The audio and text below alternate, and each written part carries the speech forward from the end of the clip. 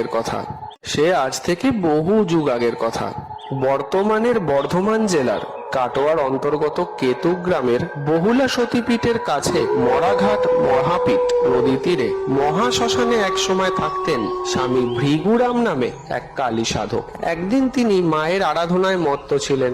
তখন তার সামনে একটি বাচ্চা মেয়ে এসে তাকে জানায়, তুমি বিল্লপত্তন গিয়ে পঞ্চমুণ্ডির আসন প্রতিষ্ঠা করে মা কালীর মূর্তি তৈরি করো মাটি দিয়ে, সেখানেই হবে তোমার সিদ্ধিলাভ। বলে বাচ্চা মেয়েটি কোথায় যেন অদৃশ্যই হয়ে যায়। ভৃগুরাম বুঝতে পারেন এটি স্বয়ং মাই ছিলেন। তাই মায়ের আদেশ অনুসারে তিনি অনেক খুঁজে বার করলেন বিল্লপত্তন।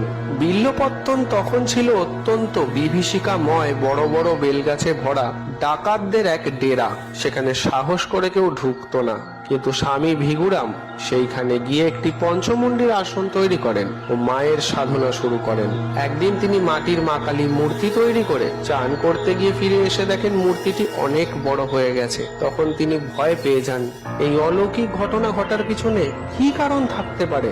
তখন সেখানে আবির্ভূত হন স্বয়ং মা কালী। তিনি বলেন, ভৃগুরাম, আজ থেকে আমাকে তুই পুজো দিবি বড় মা নামে, আর আমার নাম অনুসারে এই জায়গার নাম বিল্লপত্তন থেকে হবে বড়বেলুন। তারপর থেকে বড়বেলুনে রক্ষা করে আসছেন স্বয়ং মা বড় মা। জয় বড় মায়ের জয়।